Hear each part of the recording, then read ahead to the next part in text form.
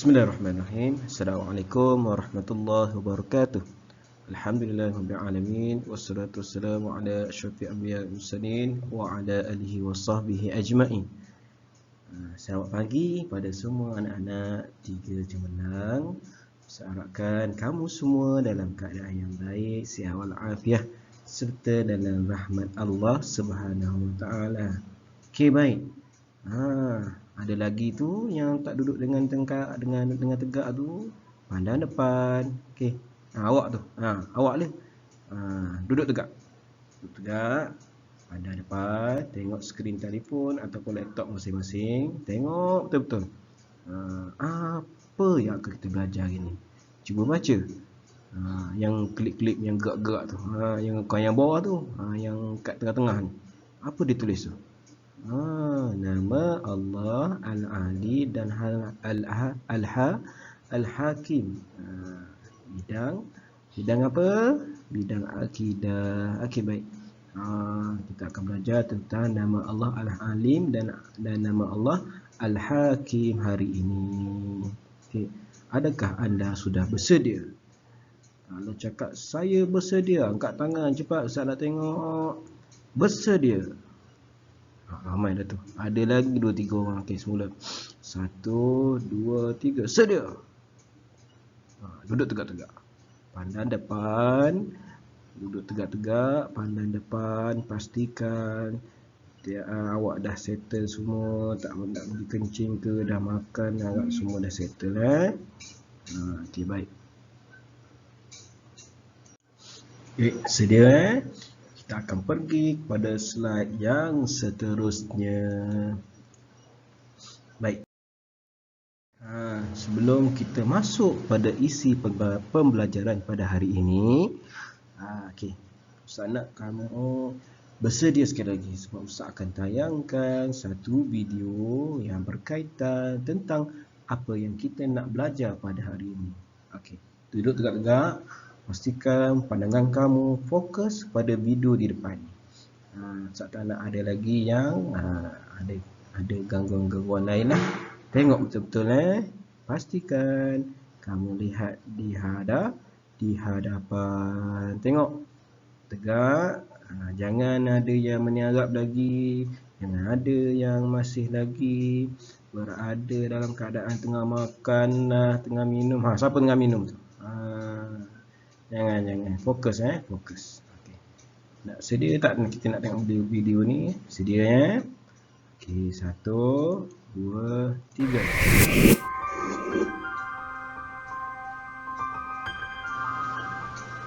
Bumi berputar 360 darjah bersamaan 24 jam dari barat ke timur pada paksinya. Putaran bumi menyebabkan berlakunya kejadian siang dan malam, pasang surut air laut, pembiasaan, angin lazim dan perbezaan waktu tempatan. Bahagian yang menghadap matahari akan mengalami waktu siang dan yang membelakangi matahari akan mengalami waktu malam. Bumi beredar pada orbitnya dan mengambil masa 365 1/4 hari. Peredaran bumi menyebabkan kejadian 4 musim dan keadaan waktu siang dan malam yang tidak sama panjang.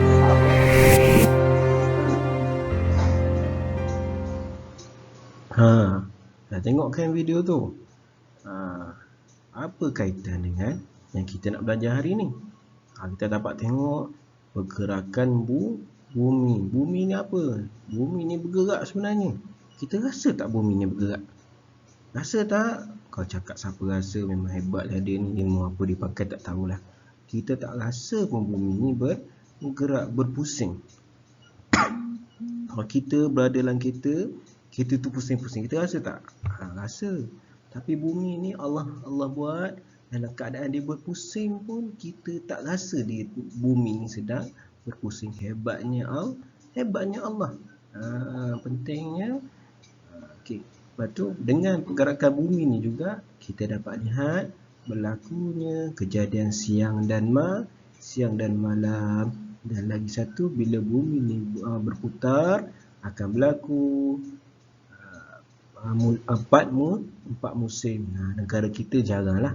Bukan jarang, memang tak ada pun. 4 musim, musim sejuk, musim buruh, musim panas dan musim bunga. Kita tak ada. Kalau kat negara Eropah biasanya, dekat negara Jepun, belah-belah Jepun, Rusia, semua mereka ni berlaku 4 musim. Okay, baik. Kita masuk pada isi pembelajaran. Bersedia? Bersedia.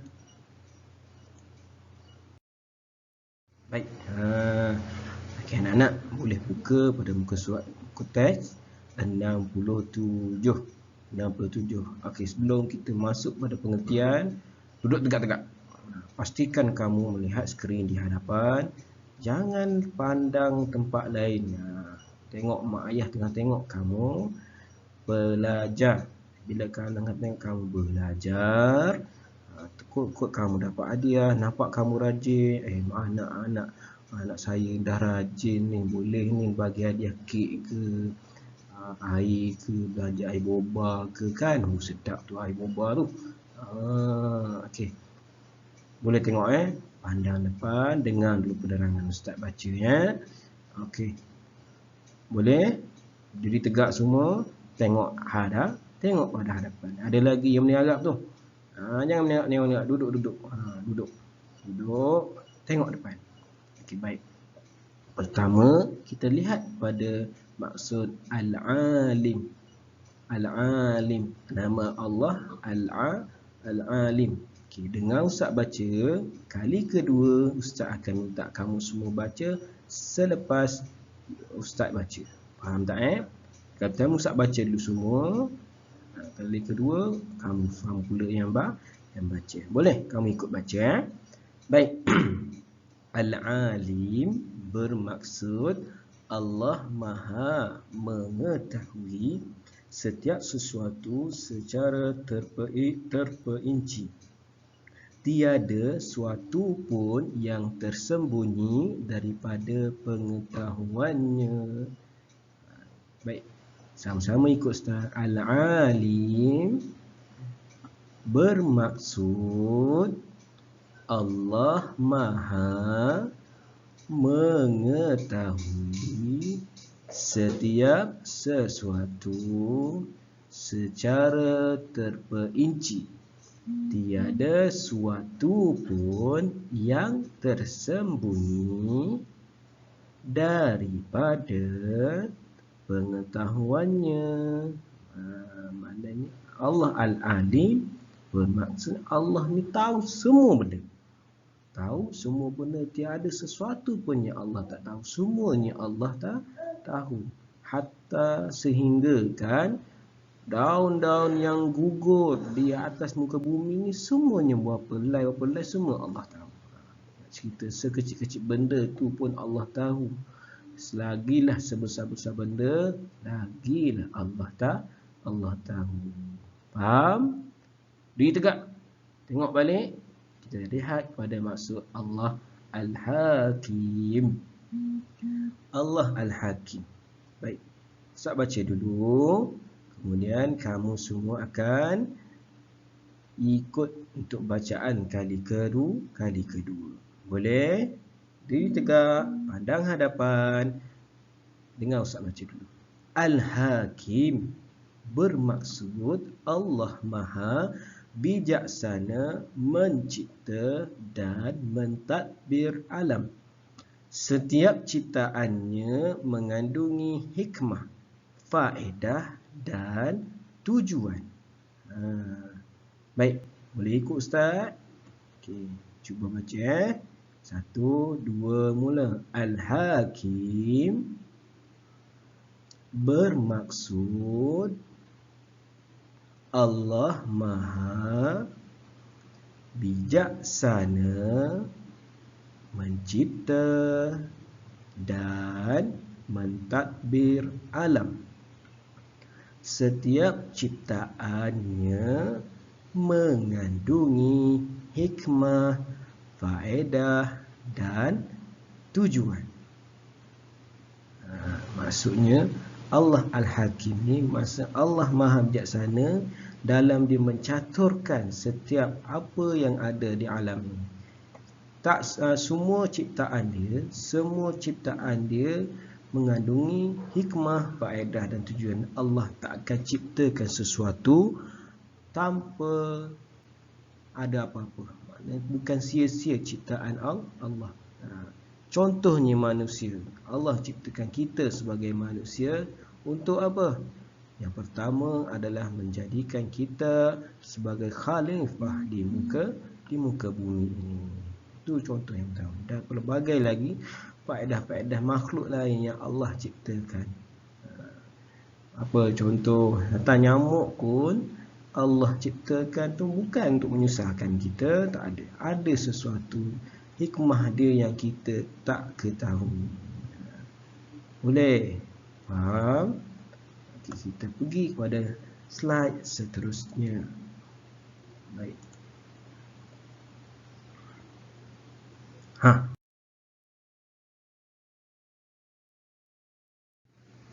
Bila mana ada pengertian, di situlah akan ada dalil. Apa maksud dalil? Siapa tahu angkat tangan? Tak tahu? Tak tahu? Siapa tahu angkat tangan? Kalau yang tahu cuba sebut. Apa? Bukti. Bagus. Bukti. Bukti bagi nama Allah Al-Alim dan Hakim. Dalil ni apa ni? Maksud dia bukti. Bukti dia kat mana? Dalam apa? Rujukan muktabar kita apa? Al-Quran. Ya, tepuk tangan sikit siapa yang jawab betul tadi. Bagus. Siapa yang jawab betul tadi? Yang mana tak ingat tu, kena ingat ni. Sebut sekali. Rujukan muktabar kita adalah Al-Quran. Dalil dia mana? Dekat dalam Quran lah. Anak-anak juga boleh tengok dalam buku teks, muka surat 68. Baik. Tengok apa yang ada. Baik. Firman Allah Subhanahu wa ta'ala dalam surah An-Nisa ayat 26. Ustaz ulang sekali lagi. Surah An-Nisa ayat 26. Surah apa? Surah An-Nisa. Bagus. Ayat ke berapa? 26. Bagus. Ingat surah An-Nisa ayat 26. Jom kita baca sama-sama. Wallahu alimun hakim. Boleh ikut? Sekali lagi. Ikut Ustaz. Wallahu alimun hakim. Bagus. Wallahu alimun hakim. Maksudnya apa? Sesungguhnya Allah Maha mengetahui lagi Maha bijaksana. Baik. Contoh dalam soalan tanya. Apakah dalil bagi nama Allah Al-Alim dan Al-Hakim? Kalau dia minta ayat ni, memang kamu semua tak ingat lah. Susah ni nak ingat kan? Okey, paling tidak dia akan tanya, surah apakah yang mengandungi dalil nama Allah Al-Alim dan Al-Hakim? Ingat apa? Surah An-Nisa ayat 26. Surah An-Nisa ayat 26. Jawab ni pun dah dapat markah. Pandai. Baik. Okey, Ustaz nak buat magic sikit Magic sikit. Okey, semua bersedia untuk meniup. Tahu tak tiup? Fu. Baik. Boleh. Ustaz kira sampai 3. Kamu cuba tiup sekuat-kuatnya. Jangan tersembuh air liur pula. Kena skrin telefon mak ayah kamu habis. Keluar yang hijau-hijau tu sekali. Okey. 1, 2, 3. Tiup. Fuh. Tak gerak lagi. Okey, cuba sekali lagi. 1, 2, 3. Tiup. Fuh. Terbang tadi. Mana tadi pergi tu? Okey. Kita berada di kepentingan beriman dengan nama Allah Al-Alim dan Al-Hakim. slide terakhir dah ni. Dah nak habis dah ni. Sikit lagi sikit lagi. Okey, diri tegak. Diri tegak. Yang ni penting. Ini adalah sebagai pengajaran yang perlu kamu ambil daripada apa yang kita belajar pada hari ini. Boleh? Boleh ikut Ustaz? Boleh? Alhamdulillah. Okey, tengok depan. Diri tegak. Tengok apa poin yang pertama. Bila kita beriman betul dengan nama Allah Al-Alim Al-Hakim, kita akan yang pertama berusaha meningkatkan ilmu. Pentingnya tingkatkan ilmu supaya apa? Supaya kita ni sentiasa menggandakan apa ilmu yang ada dalam diri kita. Selain berkongsi, juga dapat kongsi ilmu dapat meningkatkan ilmu. Satu lagi, kita sendiri kena cari ilmu-ilmu lain supaya kita tidak ketinggalan. Macam mana nak berusaha? Kita perlu belajar ilmu yang bermanfaat. Belajar ilmu yang bermanfaat. Perlu belajar supaya apa? Kita tidak ketinggalan. Itu dalam sebelajar, perlu belajar yang bermanfaat ke? Kalau tak belajar saja tapi tidak tekun dan sungguh-sungguh, memang tak akan dapat apa-apa. Belajar je dapat tapi tak tekun, tak sungguh-sungguh. Jadi susah sikit lah kalau tak sungguh-sungguhnya nak dapat ilmu tu. Tapi bila kita gandakan usaha, insya-Allah ilmu yang kita dapat tu adalah ilmu yang baik. Dapat menimba ilmu dalam masa yang singkat sikit berbanding orang lain. Boleh. Yang kedua, mentaati perintah Allah. Siapa menyerap lagi tu? Bangun. Tengok depan. Okey, yang kedua adalah mentaati perintah Allah. Memanglah kita taat perintah Allah, Allah akan sayang kita. Macam mana nak taati perintah Allah? Melipat gandakan amalan kita. Tambah baik amalan kita. Sebelum ni kita biasa baca Quran 1 ayat sehari, 2 ayat 2 hari. Cuba baca paling tidak untuk kamu yang kecil-kecil ni paling habislah 1 muka sehari ataupun 1 muka sehari lah. Paling tidak cuba. Kadang-kadang ada juga yang kata baca Qul Huwallahu Ahad, surah Al-Ikhlas tu Ustaz 3 kali baca seumpama kita baca sebuah Al-Quran. Ya betul, pahala dia sama. Betul lah dia cakap tu. Tapi rugilah tak baca surah lain.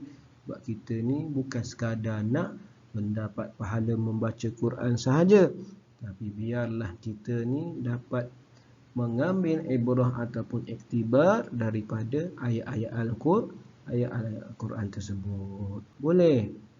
Okey. Lipat gandakan amalan dan menjauhi maksiat. Jauhi daripada perkara maksiat. Jauhi perkara maksiat.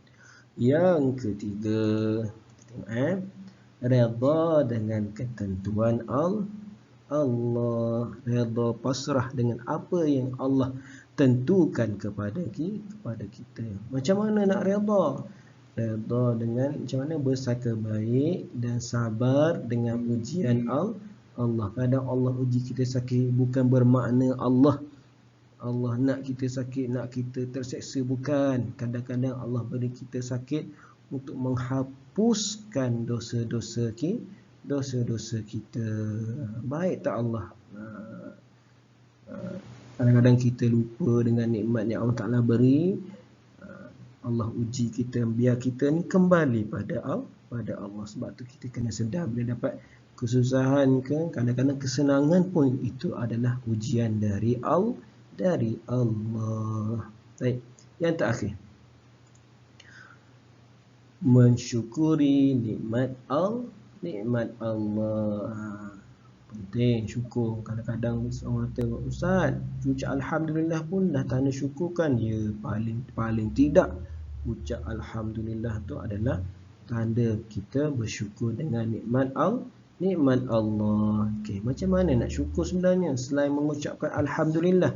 Gunakan nikmat yang Allah beri itu sebaik-baiknya. Contoh, apa nikmat yang ada pada diri kita ni? Allah beri kita hidung, beri kita mulut, beri kita mata, beri kita telinga, beri kita tangan, beri kita kaki. Semua tu Allah berikan kepada kita supaya apa? Kita gunakan ke arah jalan yang jalan baik. Buat ada tangan tolong mak ayah. Kan duduk rumah sekarang PKP kan. Tolong mak ayah. Apa lagi, kaki tu jangan buat tendang-tendang binatang, tak baik. Tendang kucing mana sian, kucing mana. Jangan. Tu tak menggunakan nikmat yang Allah beri sebaik-baiknya lah. Kalau kita sepak kucing, kalau kita gunakan kaki kita tu, contoh pergi tolong ayah kat kebun belakang rumah tu ke, kan? Boleh. InsyaAllah Allah akan balas. Bila kita guna nikmat dia dengan baik, Allah akan balas dengan kebaikan yang berlipat kali ganda. Wallahu a'lam. Baik. Okey. Ada link, ada akan bagi link Google Form. Cuba jawab soalan tersebut sebagai uji minda sahaja. Jawapan dah ada, awak perlu buat apa?